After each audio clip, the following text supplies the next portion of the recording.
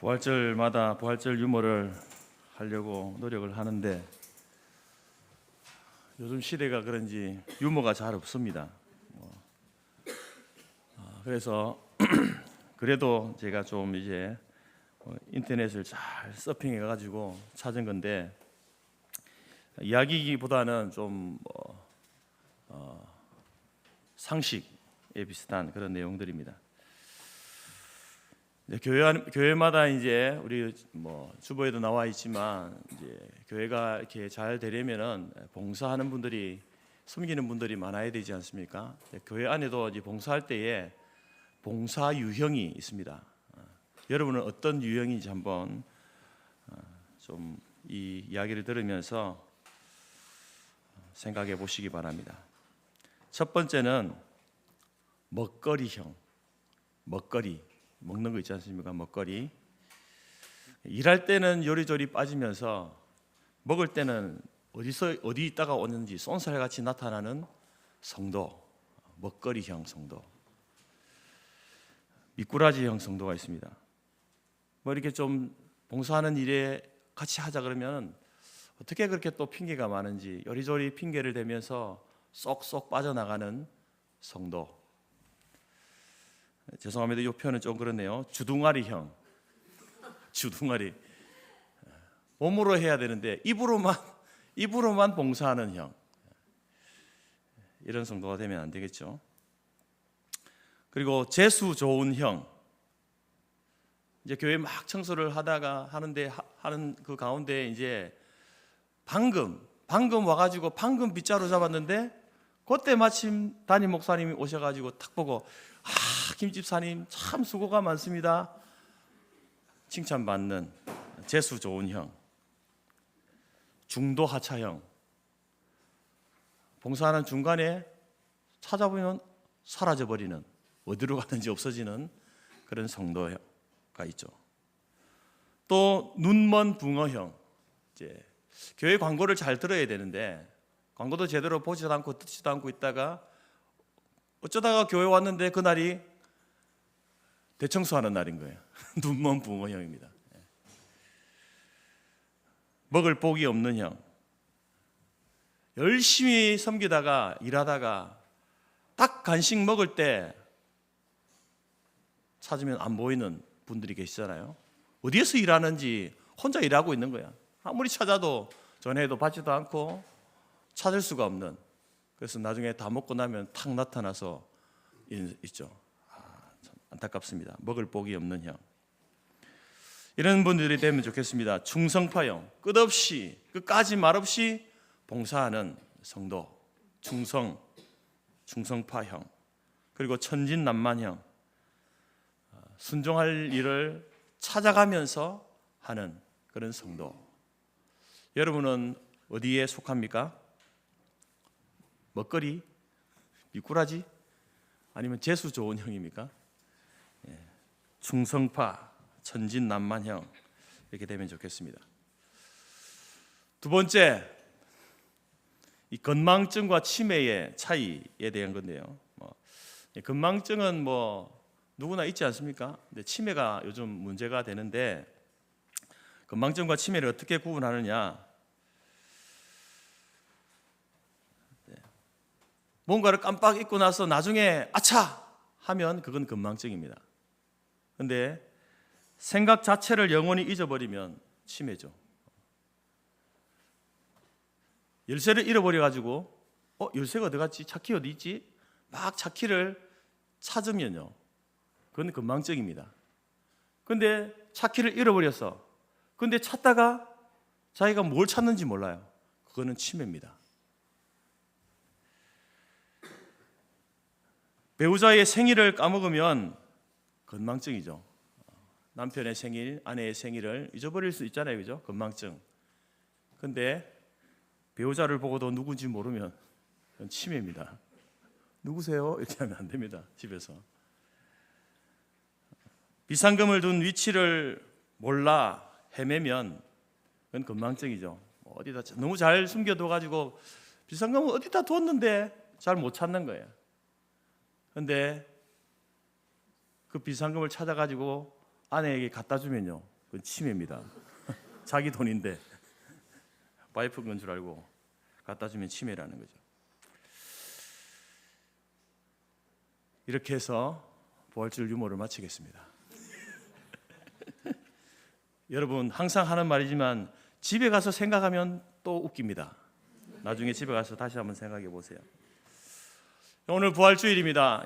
우리가 이 부활주일을 기독교의 우리 교회에 있어서 가장 큰 절기로 여기고 또 우리가 기억하고 지키는 절기입니다. 근데 이제 우리가 이 기독교의 신앙 가운데에 여러 가지 신앙을 이야기하지만 창조 신앙, 하나님께서 모든 만물을, 사람을 비롯한 모든 만물들을 하나님이 지으셨다. 이 땅에 우연히 존재하는 것은 없다. 하나님이 지으셨다. 다스리 가신다. 이게 창조 신앙입니다. 우리는 창조 신앙을 가지고 있습니다. 그리고 또 우리는 구속의 신앙을 가지고 있죠. 예수님께서 십자가의 죽으심으로, 십자가에서 우리의 죄를 대속하여 죽으심으로 우리가 구원을 받았다. 구속되었다. 이 구속의 신앙을 우리는 가지고 있습니다. 그리고 또 하나 우리는 재림의 신앙을 가지고 있죠. 마지막 때에 이 세상의 종말의 끝에, 마지막 때에 주님께서 이 땅에 다시 다시 오셔서 이제 믿는 자와 믿지 않는 자를 나누시고 믿지 않는 자를 향한 하나님의 엄한 심판을 내리신다. 그리고 믿는 자들에게는 상급과 그리고 하나님 나라의 영원한 생명을 주신다라고 하는 재림의 신앙을 우리가 가지고 있습니다. 그리고 또 한 가지가 바로 오늘 우리가 살펴볼 이 부활의 신앙이죠.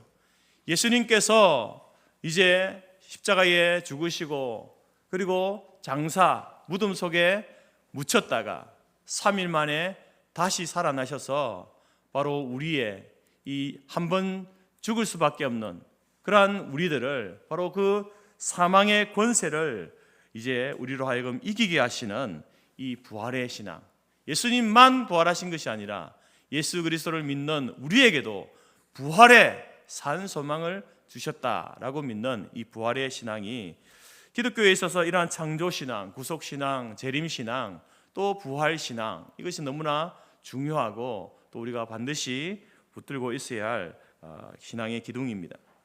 그래서 오늘은 우리가 이 부활의 신앙을 이야기할 때에 부활의 신앙 가운데 반드시 우리가 기억하고 믿어야 될 세 가지 내용을 여러분들에게 함께 나누고자 합니다. 부활의 신앙에 있어서 첫 번째 중요한 것은 뭐냐면은 바로 이 부활은, 예수님의 부활은 역사적인 사실이다라는 겁니다. 죽었던 사람이 어떻게 다시 살아날 수 있는가? 아니, 사람이 죽었는데 어떻게 다시 그 사람이 그 죽었던 무덤에 묻힌 관 속에 들어간 그 사람이 다시 살아날 수 있는가? 이것은 이제 초대교회 시대만 아니라 지금까지도 시대마다 끊임없이 우리에게 의문과 도전을 불러일으키고 있습니다. 문제는 예수님을 믿는다라고 하는 사람들 가운데에서도 십자가의 죽으심, 예수님이 십자가 위에서 못 박혀서 그 로마 군병들에 의해서 그렇게 처참하게 죽으셨다, 그거는 믿겠는데, 근데 장사 지낸 바 되시고 3일 만에 예수님이 다시 살아나셨다, 부활하셨다, 이 사건에 대해서는 믿는 자들 중에서도 의문을 품는 분들이 많습니다. 성경의 기록대로 믿자고 하니 우리의 이성이 그것을 허락치 않고, 또 안 믿자니 믿음 없는 사람처럼 보이고, 참 이것이 우리의 딜레마인 분들이 많습니다. 그래서 이 기독교가 말하는 이 부활은 허구다, 거짓이다, 예수를 따르는 자들이 꾸며낸 이야기다 라고 주장하면서 그것을 밝히기 위해서 자료를 수집하고 연구하던 영국의 유능한 지성인 젊은 변호사 한 사람이 있었는데 프랭크 모리슨이라는 사람이었습니다.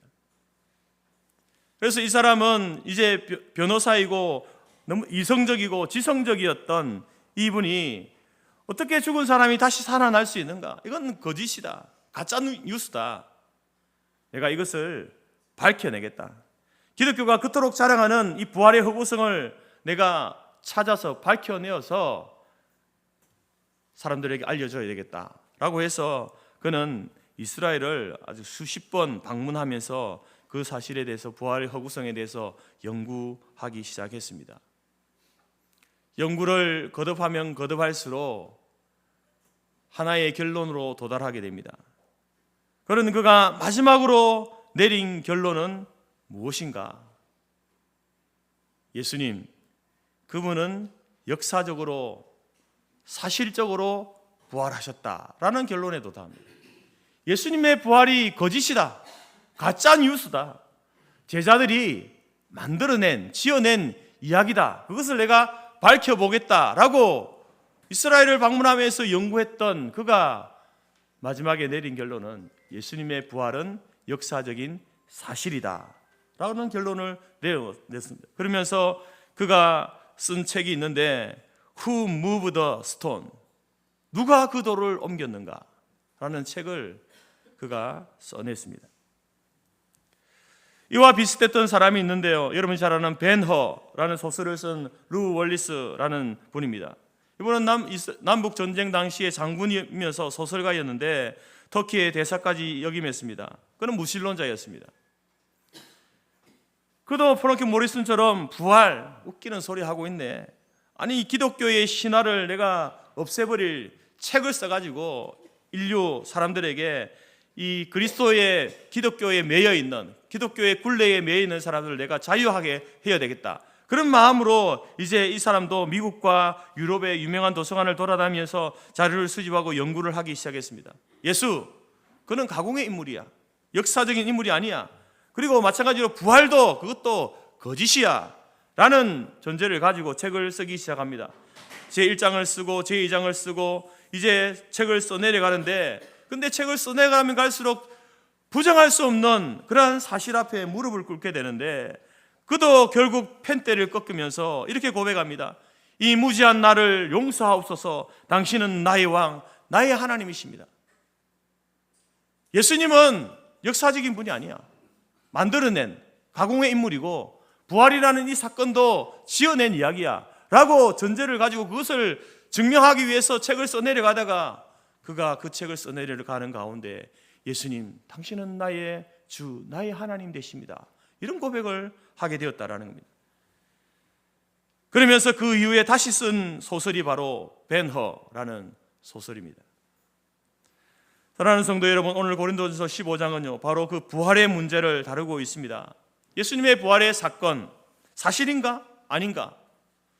바울은 선교 여행을 통해서 이제 그가 교회를 세우고 개척하면서 비교적 오랫동안 1년 반이라고 하는 오랜 시간 동안 목회했던 이 고린도 교회, 이 고린도 교회에서도 죽은 자가 다시 살아난다고, 아니 죽은 자가 어떻게 다시 살아나, 그게 사실이야? 라고 의문을 던지는 그러한 성도들을 향하여서 이제 이야기합니다. 오늘 15장을 전체를 통해서 부활은 역사적인 사건이다, 왜 그리스도의 부활을 의심하는가, 이 부활을 의심하지 말라 라고 하면서 고린도전서 15장을 부활장, 예수님의 부활을 변증하는 그러한 편지로, 서신으로 고린도 성도들에게 보내고 있습니다. 특별히 13, 14절 말씀을 보게 되면 만일 부활이, 예수님의 부활이 사실이 아니라면 우리의 믿음, 우리의 신앙생활, 우리가 복음을 전하는 것, 이것은 너무나 허무한 그러한 일이 된다 라고 탄식하면서 그거 부활이 없다라고 말하는 사람들을 책망하면서 이야기하는 것이죠. 만일 죽은 자의 부활이 없으면 그리스도도 다시 살아나지 못하였으리라. 그리스도께서 만일 다시 살아나지 못하셨다면 우리가 전파하는 것도 헛것이요 너희의 믿음도 헛것이다. 무슨 말입니까? 무슨 의미입니까? 만일 주님께서 다시 부활하지 않으셨다면 우리가 믿는 기독교와 우리가 전파하는 복음과 전도와 선교의 행위, 이 모든 것, 더 나아가서 우리의 삶 전체가 부정되어지고 헛된 것이다 라고 이렇게 이야기하는 겁니다. 그만큼 여러분, 이 부활의 신앙과 십자가와 부활의 신앙은 기독교 신앙에 있어서 초석임과 동시에 핵심 진리다라는 사실을 강조하고 있는 것입니다. 부활의 사건이 역사적인 사건임을 변증하는 여러 가지 자료들이 있습니다. 이제 그것을 우리는 내적인 증거와 외적인 증거, 내적인 증거는 이제 성경을 통해서 성경이 그것을 이야기하고 있기 때문에 이제 우리가 부활의 사건을 믿는 것이죠. 뿐만 아니라 외적인 증거가 무엇입니까? 부활을 직접 목격한 사람들, 또한 삶의 변화를 가져왔던 사람들, 초대교회의 수많은 복음을 믿고 부활의 신앙을 가지고 순교회까지 나아갔던 그러한 사람들이 바로 외적인 증거가 되죠. 이런 모든 것들을 다 말씀드릴 수 없지만 가장 중요한 한 가지, 어떻게 부활이 죽은 자가 다시 살아나는 이러한 일이 있을 수 있는가? 그 첫 번째 가장 중요한 이유는 무엇이 아니면 우리가 믿는 하나님이 어떤 분인가라는 거예요. 저와 여러분이 믿는 하나님은 어떤 분이십니까? 우리가 고백하는 하나님은 전지전능하신 하나님 아니십니까? 우리를 말씀으로 창조하신 온 피조물을, 만물을 하나님이 직접 말씀으로 창조하신 전지전능하신 하나님이십니다. 그 하나님이시라면 어찌 죽은 자, 자신의 외아들 예수를 죽음 가운데서 다시 살리시지 못하시겠습니까? 전지전능하신 하나님이라면 없는 것을 아무것도 없는 거기에서 있게 만드시는 하나님이시기 때문에 죽은 자를 다시 살리는 것은요, 그것보다 훨씬 쉬운 거예요.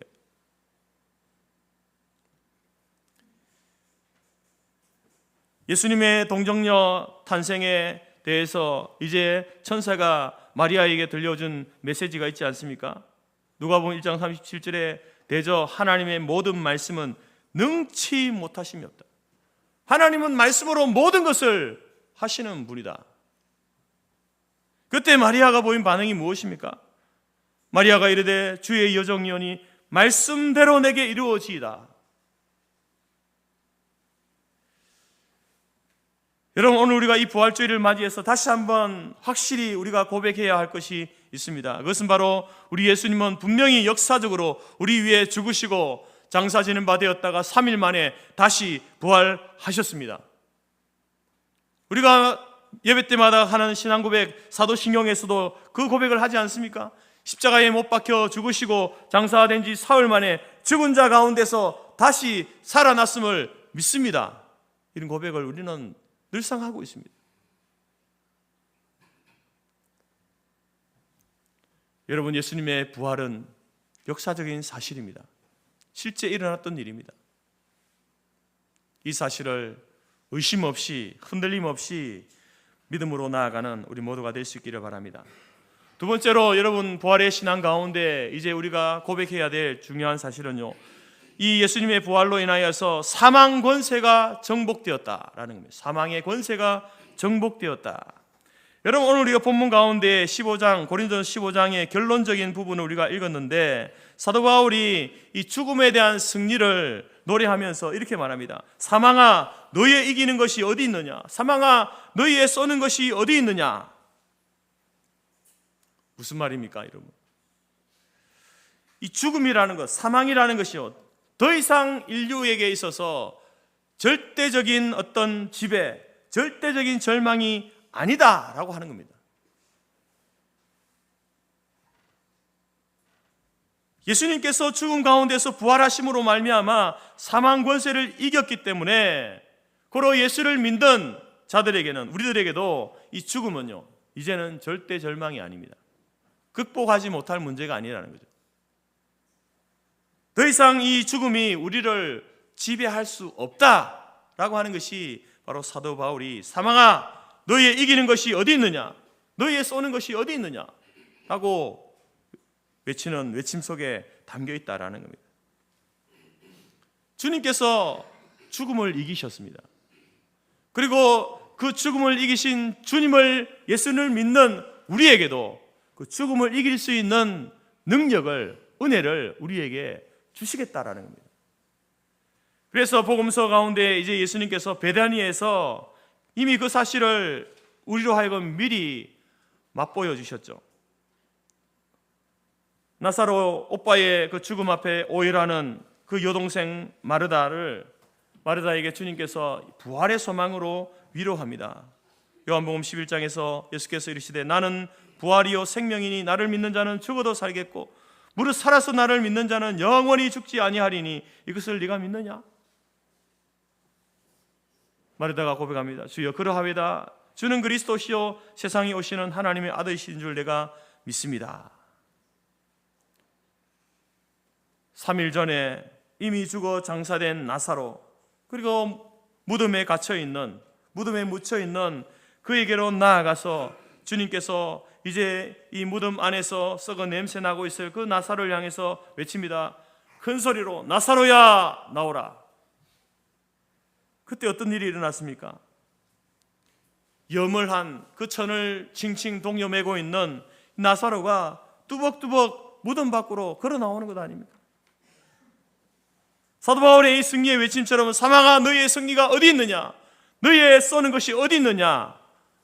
그 사망의 권세가 예수님의 말씀 한마디에 명령 앞에 죽음의 권세가 굴복당하는 모습을 나사로가 경험했고 마르다가 경험했습니다. 그리고 그 복음서를 통해서 우리도 간접적으로 죽음이 이렇게, 예수님께서 죽음을 이렇게 이기시는구나 라는 것을 우리에게 보여주셨습니다. 그 놀라운 기적의 광경을 마르다만 본 것이 아니며 몇 사람만 본 것이 아니며 조문하러 온 많은 동네 사람들이 그 사실을 두 눈으로 똑똑히 지켜보고 보았습니다. 그래서 요한복음 11장 45절에서 이렇게 말합니다. 마리아에게 와서 예수께서 하신 일을 본 많은 유대인들이 그를 믿었다.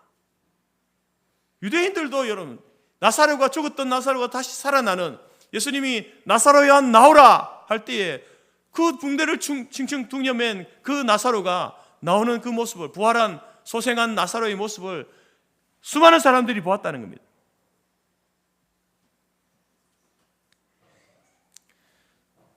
사랑하는 성도 여러분, 나사로가 죽음에서 3일 만에 다시 살아난 것, 소생케 되어진 것, 이 사실이 무엇을 우리에게 이야기하고 있습니까? 바로 오늘날 예수를 믿는 모든 성도들, 그들에게는 이 부활이 보장되었다라는 사실을 우리에게 말하고 있는 것입니다. 예수를 믿는, 예수를 영접하고 예수를 믿고 예수를 따르는 모든 자들에게는 바로 예수님처럼 부활할 이 부활의 생명을 우리가 보장받은 자들이다라는 사실을 이야기하고 있는 것입니다. 때문에 여러분 믿는 자들은요, 그래서 죽음을 두려워하지 않습니다. 왜냐하면 우리는 죽으면 우리의 영혼은 하늘나라로 갈 것이고 우리의 육신은 땅에 묻히든지 화장하여서 재로 변하든지 상관이 없습니다. 주님 재림하실 그때에 우리의 육체는 가장 영화로운 모습으로 부활케 될 것이기 때문에 그렇습니다. 보라 내가 너희에게 비밀을 말하노니 우리가 다 잠잘 것이 아니요 마지막 나팔의 순식간에 호련히 다 변화되리니 나팔 소리가 나매 죽은 자들이 썩지 아니할 것으로 다시 살아나고 우리도 변화되리라. 바로 여러분 소위 말해서 천국의 소망, 부활의 소망, 재림의 소망, 이 소망을 바로 나사로의 그 소생을 통해서 미리 경험하게 하셨고, 그리고 예수님의 부활하심을 통해서 확실하게 이 사실을 우리에게 알려주시고, 예수를 믿는 자들에게도 동일한 일이, 이 사건이 마지막 때에 일어날 것임을 우리에게 말씀하고 있습니다.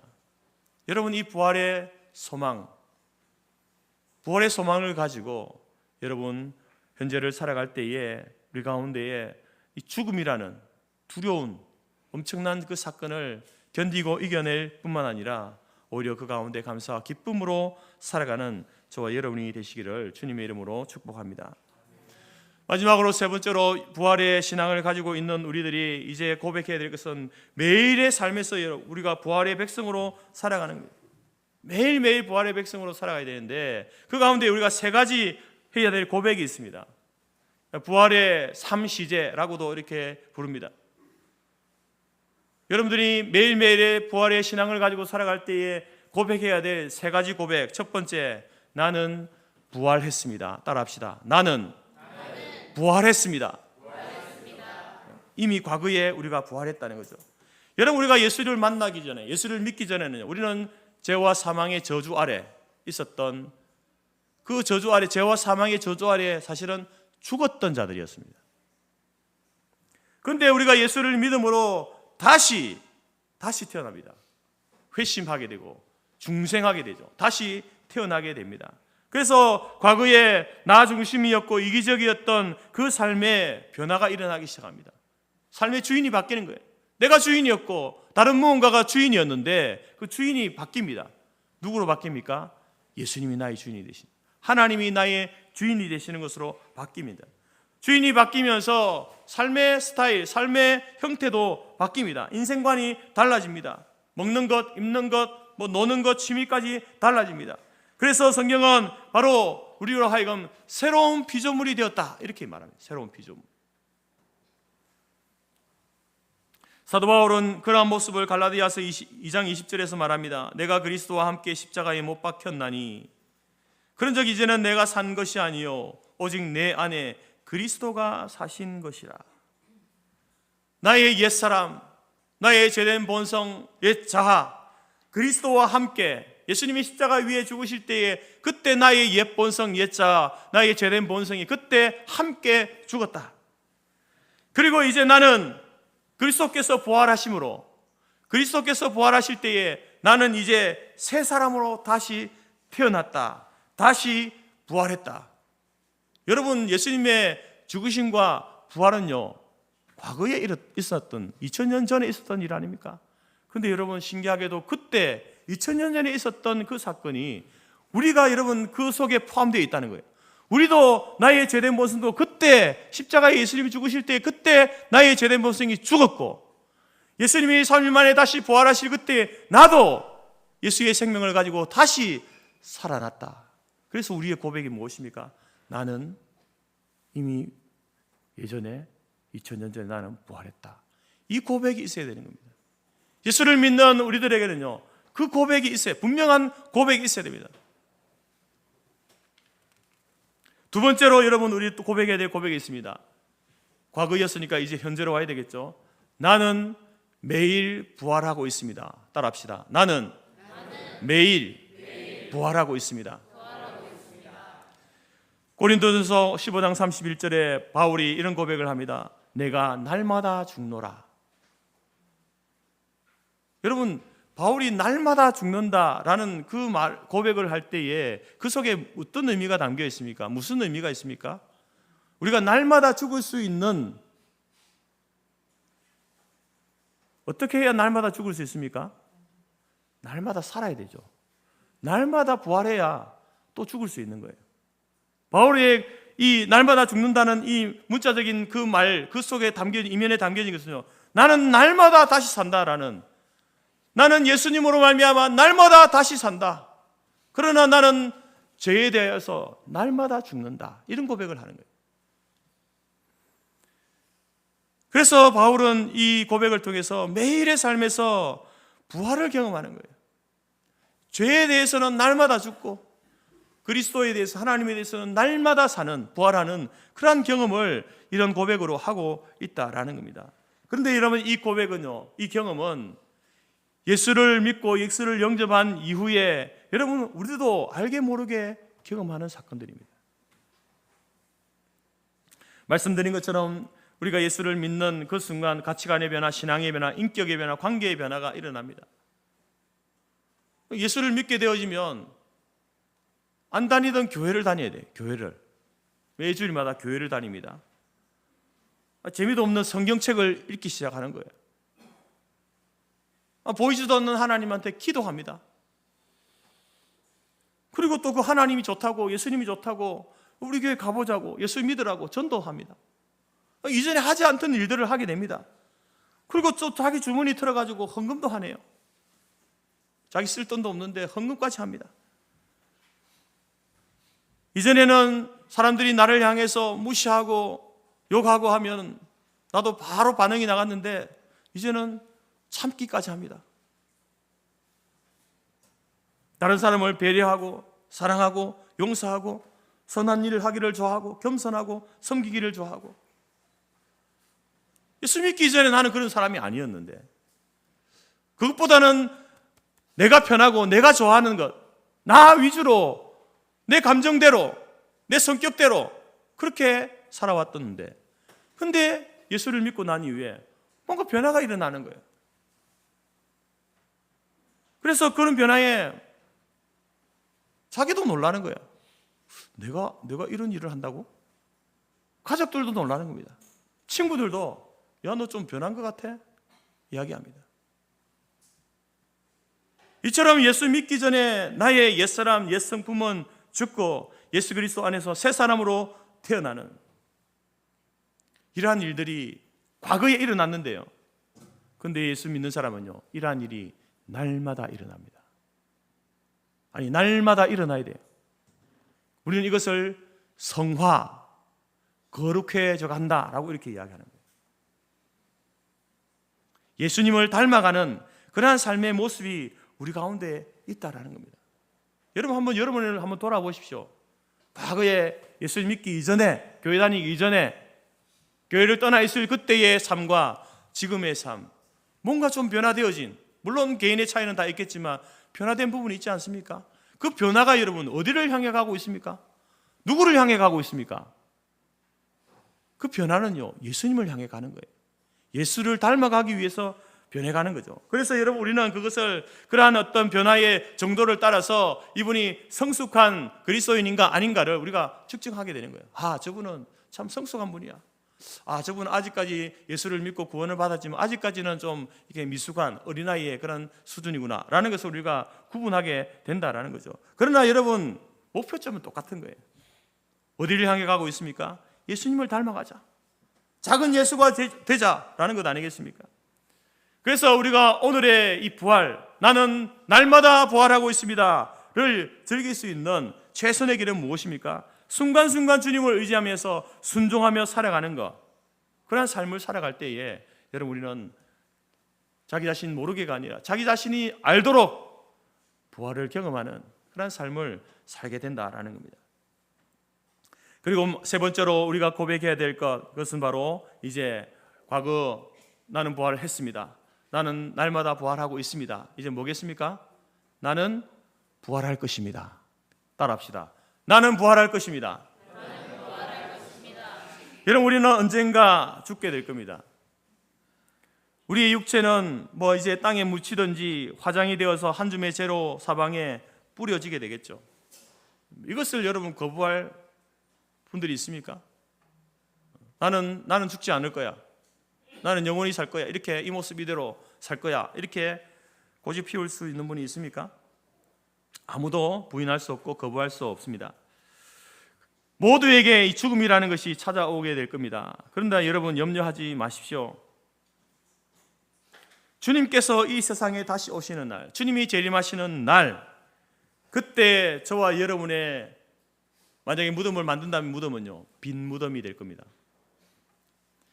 만약에 화장하여서 뿌려버렸다 하더라도, 그래서 도저히 그 흔적을 찾을 수 없는 지경에 이르렀다 할지라도 하나님께서는요, 그 먼지를 다 사방에서 모아서 여러분 본래의 나로 부활시키게 될 줄로 믿습니다. 인류의 절대 절망인 죄의 권세, 이 사망의 권세에서 자유함을 받은 우리들, 여러분, 우리는 부활했고 날마다 부활하고 있고 앞으로 부활할 것입니다. 그러면 그 이 부활의 신앙을 가지고 있는 우리들은 어떤 자세로, 어떤 삶을 살아야 합니까? 오늘 본문 15장 마지막 결론적으로 이렇게 말씀하고 있죠. 57절, 58절 말씀인데요, 같이 한번 읽겠습니다. 57절, 58절 다 같이 한 목소리로 읽습니다. 시작. 우리 주 예수 그리스도로 말미암아 우리에게 승리를 주시는 하나님께 감사하노니, 그러므로 내 사랑하는 형제들아, 견실하며 흔들리지 말고 항상 주의 일에 더욱 힘쓰는 자들이 되라. 이는 너희 수고가 주 안에서 헛되지 않은 줄 알미라. 사랑하는 성도 여러분, 우리는 지난 한 주간 동안, 고난주간, 이제 주님의 십자가 위에 죽으심, 그리고 십자가 위에서 말씀하신 7마디 말씀을 통하여서 인류의 절대 절망인 이 죄의 문제와 죽음의 문제를 해결하신 주님의 죽으심과 부활하심을 통해서 죄와 사망의 문제를 해결해 주신 주님의 놀라운 은혜를 다시 한번 확인했습니다. 그래서 오늘 우리는 이제 이 사도 바울처럼 사망아 너의 승리가 어디 있느냐, 사망아 너의 쏘는 것이 어디 있느냐라고 당장히 외치면서 견실하고 흔들리지 않고 항상 주의 일에 더욱 힘쓰는 자들로 살아갈 수 있기를 간절히 바랍니다. 부활의 생명을 가지고 살아가는 자들로서 우리가 여러분 이 땅에서 주를 위한 수고, 주의 몸된 교회를 위해서 헌신하는 그 헌신, 영혼을 위해서 흘리는 그 눈물, 여러분 결코 헛됨이 없습니다. 지금 당장 그 열매가 맺혀지지 않는다 할지라도 여러분 하나님께서는 그 모든 것들을 기억하시고 마지막 때에 우리로 하여금 우리의 행한 그 일이 우리를 따라오게 될 것입니다. 하나님이 기억하시는 바가 될 줄로 믿습니다. 여러분 이제 우리 모두가 이 부활의 신앙을 가지고 하나님께서 마지막 때 우리에게 주실 그 상급을 바라보면서 다시 한번 여러분 우리에게 주어진 삶과 우리에게 주신 사명을 감당하는 충성된 삶을 살아가는 우리 교회와 모든 성도들이 될 수 있기를 주님의 이름으로 축복합니다. 기도하겠습니다.